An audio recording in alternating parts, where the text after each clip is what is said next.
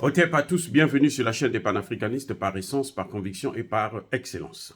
Celle des citoyens kémites, par nécessité et obligation de combat. Nous sommes une chaîne qui n'est guidée que par nos ancêtres et rien que par les ancêtres qui appartiennent à l'égrégore du monde noir. Par conséquent, nous ne croyons en aucun Dieu venu de l'étranger. Toutefois, cette vidéo n'est aucunement destinée à inciter à la haine ou à la violence, car nous menons un combat qui est d'abord et avant tout spirituel, intellectuel et démocratique. Ensuite, il est politique, géopolitique et géostratégique. Contre l'impérialisme, le colonialisme, le néocolonialisme et l'endocolona, qui sont tous qualifiés de crimes contre l'humanité. Nous menons ce combat sur la base du principe fondamental que nous avons hérité de nos ancêtres kémites, qui est celui de la Mahat, c'est-à-dire solidarité, vérité et justice. Vous êtes donc en droit de connaître la vérité, et nous avons l'obligation de vous dire la vérité, rien que la vérité, afin que justice soit rendue au continent africain.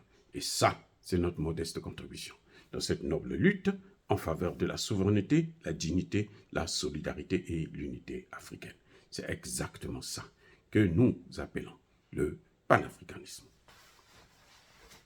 Alors, bien-aimés frères et sœurs,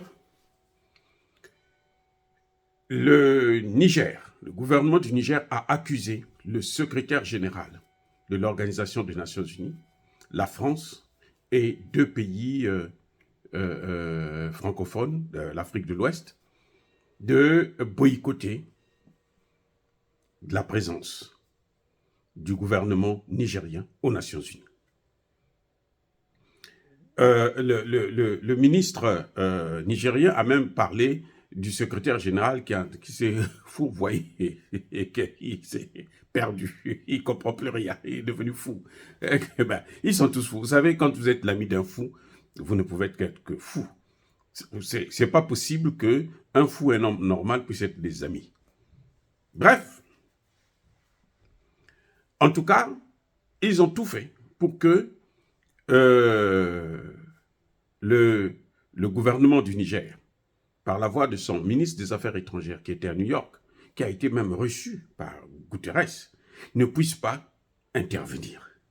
Qu'on puisse mettre les deux gouvernements, celui qui est actuellement au pouvoir et celui qui a été déchu, celui de Bazoum, qui est représenté que par Bazoum et par son ministre des Affaires étrangères. Parce qu'on l'a vu, je venais de vous le dire dans une de mes vidéos, que même l'ancien président Issoufou, qui a été l'usine de fabrication de Bazoum, l'a lâché. Il l'a lâché. À peine hier ou avant-hier, il a lâché, il a dit stop, non, ça suffit. Donc, mais en tout cas, le secrétaire général n'est pas très bien informé. La France n'est pas informée. Alors, il y a eu la réponse du secrétaire général par la voix de son porte-parole qui dit ce qui suit.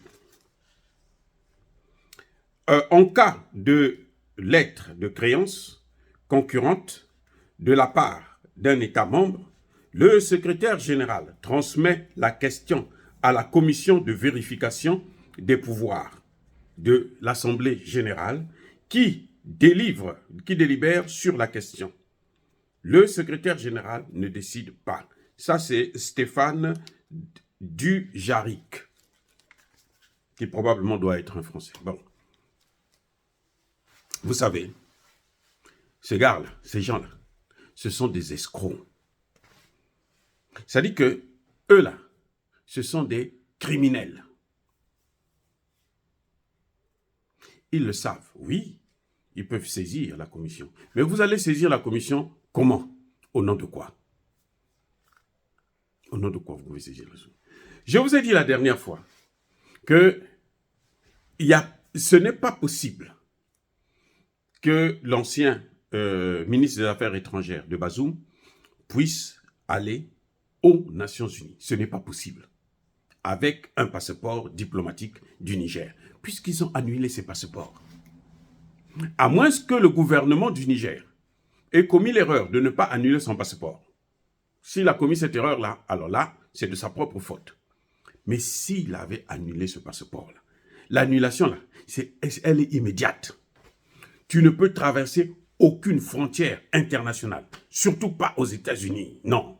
Ils peuvent le faire en France, oui, mais aux États-Unis, là, avec un passeport qui a été annulé, avec un faux passeport qui a été annulé. Non. Non. Non. Je dis bien non, c'est pas possible. Donc ce ministre-là ne peut rentrer qu'avec un autre passeport. Ça, c'est le premier point. Le deuxième point, le Niger est représenté aux Nations Unies par un ambassadeur qui est reconnu ou qui a été nommé par le général Tchani.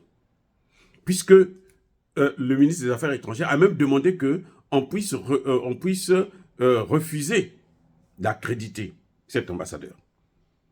Voyez à quel point le secrétaire général se met, ça dit qu'il se lave dans la boue. Ce Guterres-là.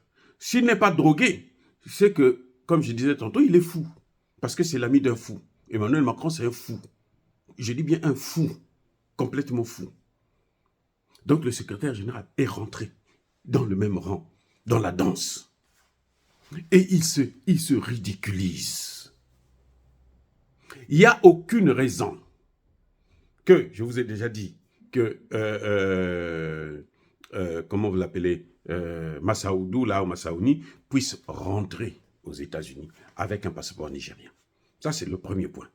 Donc, s'il est rentré avec un autre passeport, il ne peut pas se présenter, aller voir le secrétaire général avec ce passeport-là. Pourquoi je dis ça? Parce que chaque fois que vous rentrez aux Nations Unies, mais j'habite à New York, les gars, chaque fois que vous rentrez aux Nations Unies, et je connais bien la maison, chaque fois que vous soyez Biden ou je ne sais pas qui, si c'est Biden, quand il vient, il y a déjà une liste. On sait combien de personnes vont accompagner le président américain. Et ils ont tous des badges. Quand ils n'ont pas de badge, c'est qu'il y a un colleur de timbre qui est à côté, qui détient le badge. Mais ce colleur de timbre doit avoir son propre badge.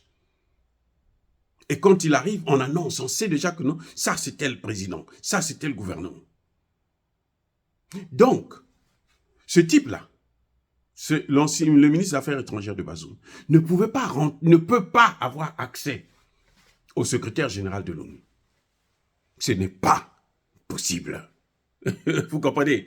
Donc, quand le porte-parole vient nous dire ici qu'en cas de conflit, il ne peut pas avoir conflit parce qu'il y a un seul gouvernement par pays. Et ce gouvernement-là, c'est celui qui a été reconnu, que celui qui est en poste, qui a le pouvoir, qui a les oripeaux du pouvoir. C'est-à-dire que les signes du pouvoir sont avec lui. Aujourd'hui, Bazoum est même en prison. La résidence surveillée, là, c'est une prison. Il est en prison. Vous voyez, Bazoum, pour manger, là, il faut que Tchani dise, bon, donnez-lui à manger. Si Tchani dit ne lui donnez pas à manger, pendant 24 heures, il ne mange pas.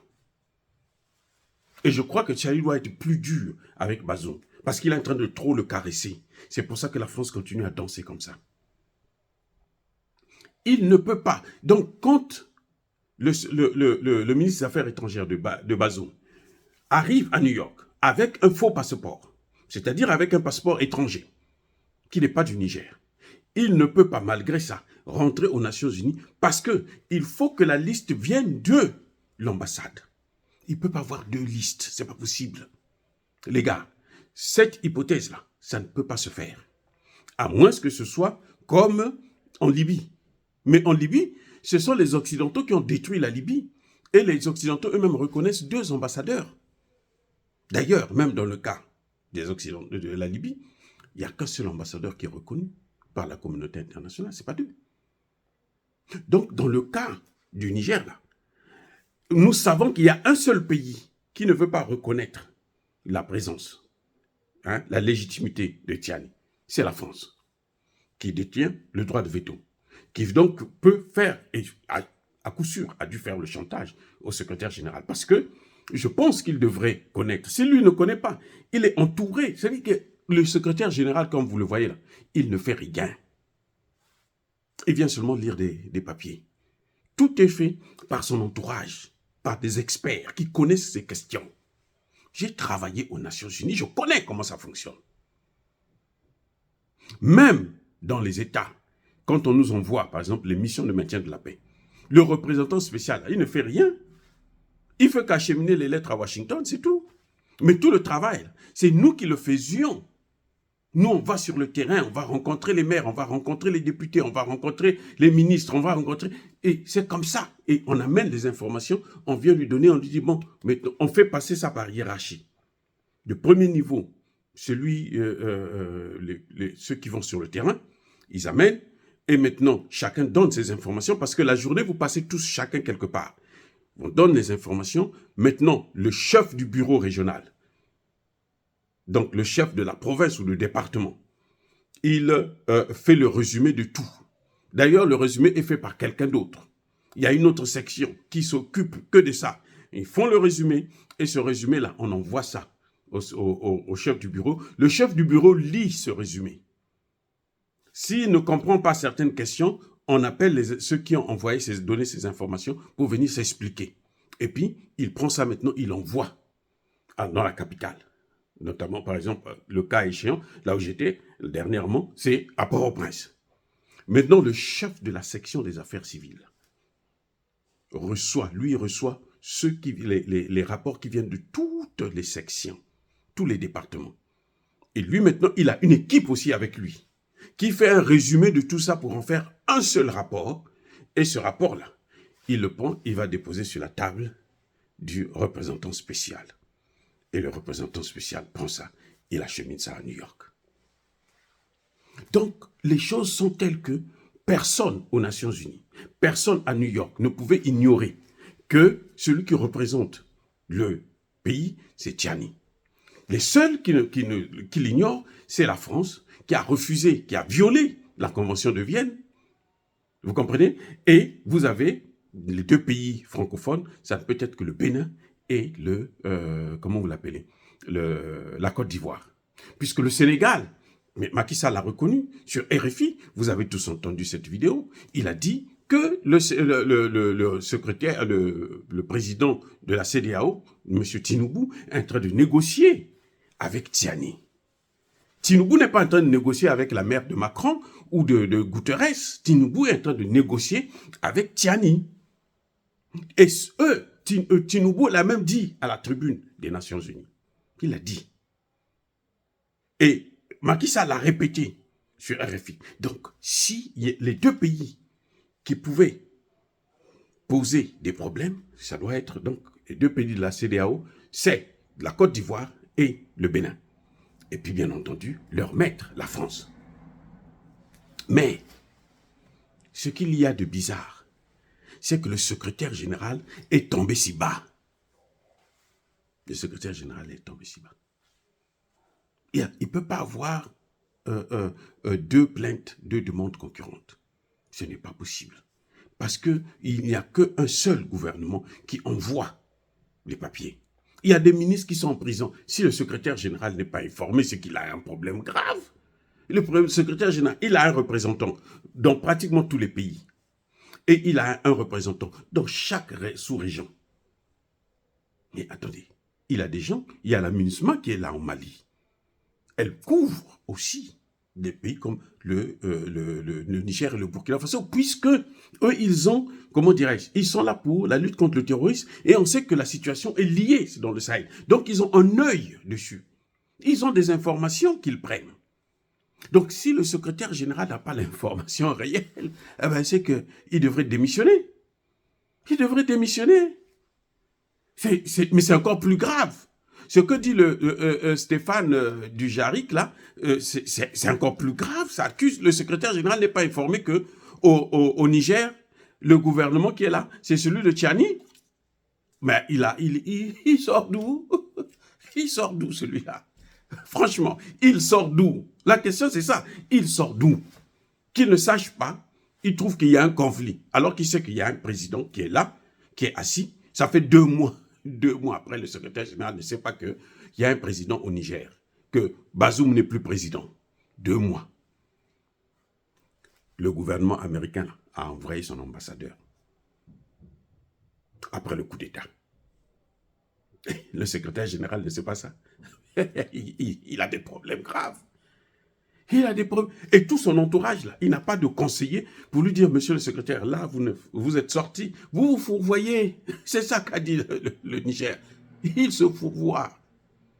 Vous voyez comment ces gens qui gouvernent le monde, sont des imbéciles. C'est-à-dire que des semi-illettrés. Ils savent seulement lire et parler, mais ils ne sont pas intelligents. Ils n'ont pas fait de vraies études, ils n'ont pas de vrais diplômes, ils n'ont rien, c'est des voyous. Et puis, ils n'arrêtent pas de se droguer ou de consommer de l'alcool à longueur de journée. Voilà ce qui se passe. Donc, la réponse de Guterres, là, c'est une réponse qui n'a ni tête ni queue. Au contraire, il aggrave son cas, parce qu'il est d'une ignorance, mais alors, qui frise le mépris. Il devrait démissionner. Et si, puisqu'il le sait, nous le savons, il a suivi la position de la France, mais c'est que c'est un criminel. Parce que nous, aux États-Unis, là, il n'y a pas de délit de contravention. Non, non, non. Nous, tout ce que tu fais de mauvais, là, c'est contre la loi, c'est un crime. Mais maintenant, il y a des crimes plus graves qu'on appelle, par exemple, félonie.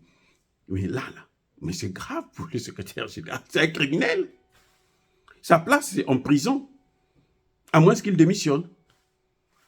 Oh, bien aimé frères et sœurs, dire cela, c'est inciter à la haine ou à la violence. Non, ça veut dire l'ignorance. Quand vous avez un secrétaire général de l'Organisation des Nations Unies qui est ignorant, qui n'est pas informé de ce qui se passe dans le monde, alors, ne soyez pas surpris qu'il y ait de coups d'État. Il faudrait qu'il y ait encore plus de coups d'État, parce que ce sont des voyous qui gouvernent le monde, qui le détruisent. Ce sont des voyous. Il faut qu'il y ait plus de coups d'État. J'en arrive à cette conclusion. Il faut qu'il y ait plus de coups d'État. Parce qu'ils ne comprennent rien. Il faut un coup d'État aux Nations Unies pour faire partir Guterres et Emmanuel Macron. Macron doit remettre là. Il faut qu'on lui enlève là ce droit de veto. Il ne mérite pas le droit de veto. Ce n'est pas une puissance. Parce que si c'est l'arme nucléaire, là, l'Iran a l'arme nucléaire, la Corée du Nord a l'arme nucléaire. Donc, vaut mieux donner ça à la Corée du Nord ou à l'Iran que de laisser Macron continuer à détruire le monde comme ça. Là. Le veto, là, c'est très important. L'Afrique devrait prendre la place de la France. Dire cela, c'est inciter à la haine ou à la violence. Yaba colère, Yamalem. Encore une fois de plus, bien-aimés frères et sœurs, soyez bénis, abondamment bénis par le Dieu des Kémites et par nos ancêtres angélisés. N'écoutez pas ce que ce secrétaire général raconte, c'est un vaurien. Ceux qui persécutent le continent africain, le pillent et le déstabilisent, qu'ils soient noirs, blancs, chinois, arabes, indiens ou qui qu'ils soient punis, maudits, foudroyés, neutralisés, effacés, écrasés par ce Dieu des Kémites et par nos ancêtres angélisés. Vive l'Afrique éternelle, je dis, et j'assume.